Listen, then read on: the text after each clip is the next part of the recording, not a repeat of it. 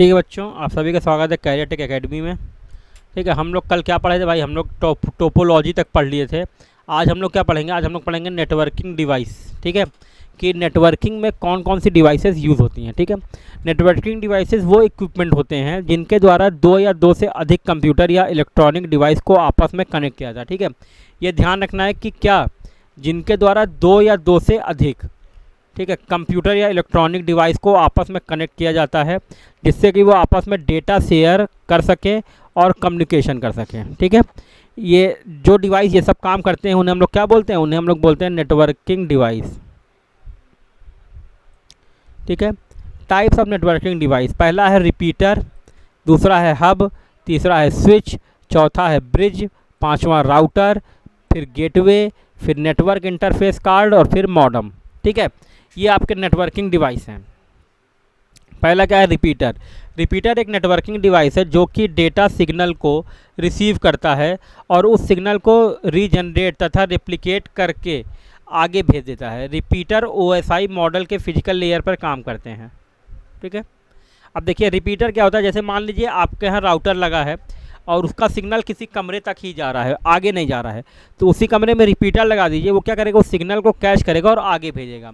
ठीक है, देखिए यहाँ पे लिखा है कि रिपीटर एक नेटवर्किंग डिवाइस है जो डेटा सिग्नल को रिसीव करता है और उस सिग्नल को रीजनरेट तथा रेप्लिकेट करके आगे भेज देता है। ठीक है, रीजनरेट मतलब उससे उसको लेता है और फिर अपने पास से क्या करता है? एक्स्ट्रा एफर्ट लेके उसको जनरेट कर देता है। ठीक है, ये किस पे काम करता है? फिजिकल लेयर पे काम करता है। ठीक है, अगला है हब। हब एक नेटवर्किंग डिवाइस है जिसका यूज़ बहुत सारे कंप्यूटर या नेटवर्किंग डिवाइस को एक साथ जोड़ने के लिए किया जाता है। ठीक है, मतलब अगर आपको एक कंप्यूटर को दूसरे कंप्यूटर से जोड़ना है या आप चाहते हैं कि एक ही नेटवर्क से कई कंप्यूटर जुड़ जाएं, तो उसके लिए किसका जरूरत पड़ेगी आपको? हब की। ठीक है, जिसका यूज़ बहुत सारे कंप्यूटर्स को या नेटवर्किंग डिवाइस को एक साथ जोड़ने के लिए किया जाता है। हब का उपयोग एक और हब, स्विच, ब्रिज या राउटर को जोड़ने के लिए भी किया जा सकता है। ठीक है, हब एक तरह से कनेक्टर मान सकते हैं आप। ठीक है, यह ओएसआई मॉडल के फिजिकल लेयर पे काम करता है। ये भी ध्यान दीजिएगा कि ओएसआई मॉडल के किस पे? फिजिकल लेयर पे काम करता है।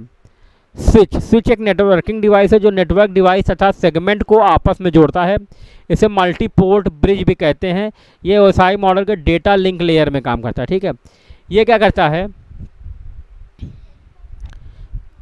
ठीक है, ये क्या करता है? एक से ज़्यादा नेटवर्क डिवाइस को आपस में जोड़ता है। तो ऐसी डिवाइस को हम क्या बोलते हैं? स्विच बोलते हैं। ठीक है बच्चों, अगला है ब्रिज। ब्रिज एक नेटवर्किंग डिवाइस है जिसका उपयोग दो लैन सेगमेंट को जोड़ने के लिए किया जाता है। ब्रिज का उपयोग एक बड़े नेटवर्क को छोटे नेटवर्क में बांटने के लिए भी किया जाता है। ठीक है, जैसे मान लीजिए कोई बहुत बड़ा नेटवर्क है, बीच में ब्रेक हो रहा है, तो ब्रिज के द्वारा उसको क्या कर देंगे? उसको हम क्या कर देंगे? कई छोटे नेटवर्क में बांट देंगे। ठीक है, ये देखिए, ठीक, तो कई छोटे नेटवर्क में इसको बांट देंगे तो उससे क्या होगा?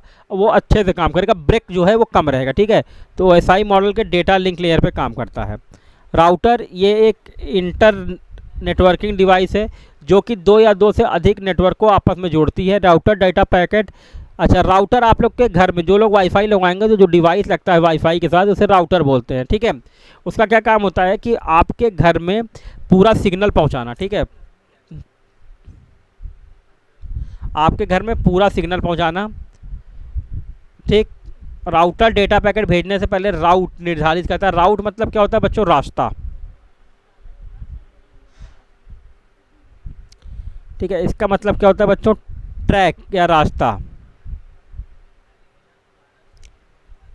ठीक है, तो नेटवर्क को आपस में जोड़ती है। राउटर डेटा पैकेट भेजने से पहले, अब यहाँ पे देखिए लिखा हुआ है, राउटर डेटा पैकेट भेजने से पहले किसका इस्तेमाल करता है? राउट निर्धारित करता है, रास्ता निर्धारित करता है, फिर उसको सबसे छोटे रास्ते से डेटा पैकेज भेजता है। ठीक है, इसीलिए ये आपका क्या होता है? फास्ट होता है और इसका नेटवर्क भी बढ़िया होता है। ठीक है, ये ओएसआई मॉडल के नेटवर्क लेयर पे काम करता है। गेटवे, गेटवे का उपयोग दो अलग प्रकार के नेटवर्क को जोड़ने के लिए किया जाता है। गेटवे हार्डवेयर, सॉफ्टवेयर या हार्डवेयर और सॉफ्टवेयर दोनों में हो सकता है। ठीक है, ठीक है, गेटवे क्या है आपका? ये हार्डवेयर में भी हो सकता है और आपका क्या? सॉफ्टवेयर में भी हो सकता है। ज़्यादातर गेटवे का यूज़ राउटर में सॉफ्टवेयर के रूप में इंस्टॉल करके होता है। ये आपका ट्रांसपोर्ट लेयर पे काम करता है। ठीक है, अगला है network interface card. Network interface card हमारे पीसी को अदर पीसी के साथ कम्युनिकेट करने की परमिशन देता है। ठीक है, ये क्या करता है, एक पीसी को दूसरे पीसी से क्या करता है, कम्युनिकेट करने की परमिशन देता है। ठीक है, कि डेटा शेयरिंग हो सके। ठीक, एक NIC card parallel data stream को सीरियल डेटा स्ट्रीम में और सीरियल डेटा स्ट्रीम को पैरेलल डेटा स्ट्रीम में चेंज कर सकता है। ठीक है, एनआईसी कार्ड को नेटवर्क एडाप्टर कार्ड एनएसी या इथरनेट कार्ड और लैन कार्ड भी कहते हैं। ठीक है, अब ये देखिए ज़रूरी है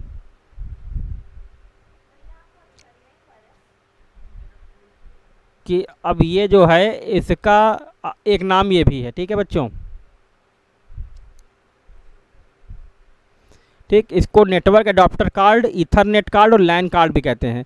ये ओएसआई मॉडल के डेटा लिंक लेयर या तथा फिजिकल लेयर पे काम करता है। ठीक है, मॉडम, कंप्यूटर को इंटरनेट से कनेक्ट करने के लिए मॉडम की ज़रूरत पड़ती है। मॉडम क्या करता है, modem analog signal, analog signal क्या होते हैं बच्चों, जो कंटिन्यूअस होते हैं, एनालॉग सिग्नल को डिजिटल सिग्नल में और डिजिटल सिग्नल को एनालॉग सिग्नल में कन्वर्ट करता है। ठीक है, एनालॉग सिग्नल को डिजिटल सिग्नल में कन्वर्ट करने के प्रोसेस को डीमॉड्यूलेशन कहते हैं। ठीक है,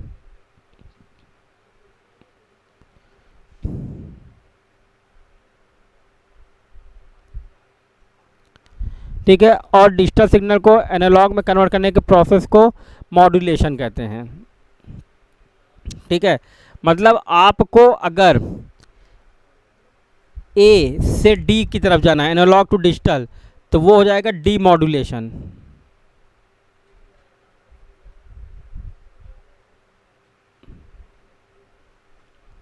ठीक है, और आपको अगर डी से ए की तरफ जाना है,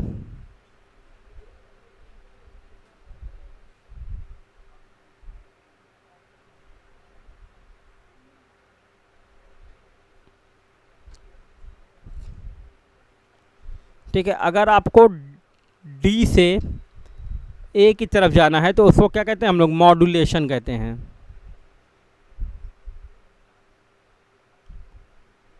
मतलब समझ लीजिए ए से डी की तरफ जाना है तो डी मॉड्यूलेशन और डी से ए की तरफ मॉड्यूलेशन, इसीलिए इन दोनों को मिला के इस डिवाइस का नाम क्या रखा गया है, मॉडम। ठीक, मॉड्यूलेशन और डी मॉड्यूलेशन। ठीक है बच्चों, अब types of modem. Types of modem में आपका एक है क्या,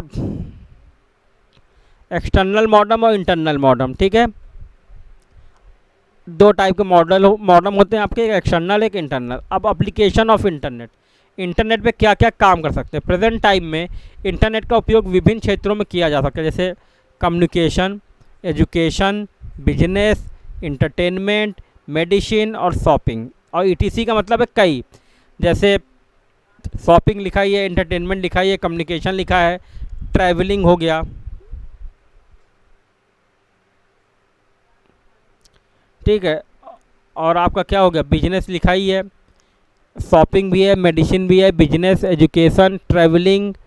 ठीक है, और ऑनलाइन फॉर्म हम सब चीज़ें आ जाएंगी। ठीक है, तो ये कुछ चीज़ें हैं। ईटीसी का मतलब है कि और भी इससे रिलेटेड टॉपिक हैं, एग्जाम्पल और भी हैं। ठीक है, अगला है वेबसाइट एड्रेस एंड यूआरएल। अब वेबसाइट एड्रेस और यूआरएल क्या होता है, जो आप वेबसाइट खोलते हैं, जैसे मान लीजिए www.careertech.com।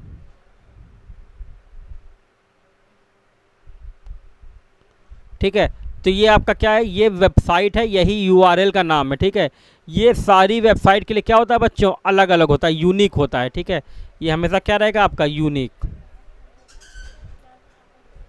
ठीक है,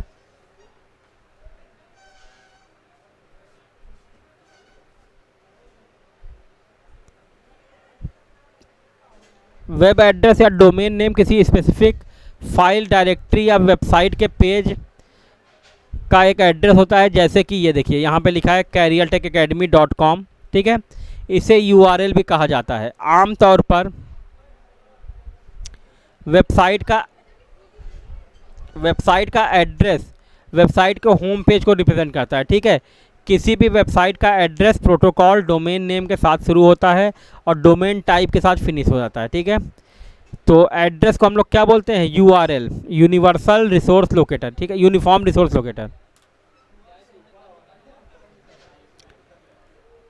ठीक है। यूआरएल किसी वेबसाइट या वेबसाइट के पेज को रिप्रेजेंट करता है। जैसे हम लोग घर में रहते हैं तो हमारा एक अलग एड्रेस होता है, सबका अलग अलग एड्रेस होता है, उसी तरह यूआरएल क्या है, सबका अलग होगा, ठीक है।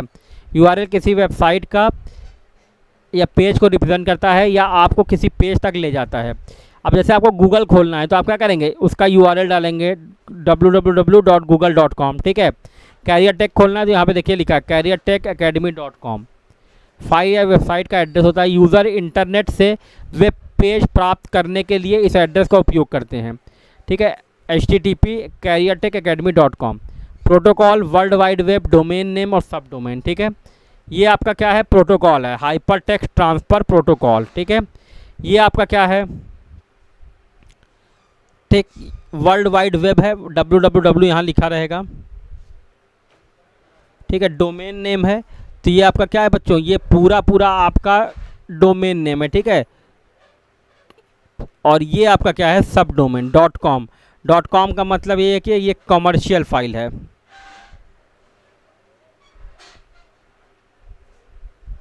ठीक है।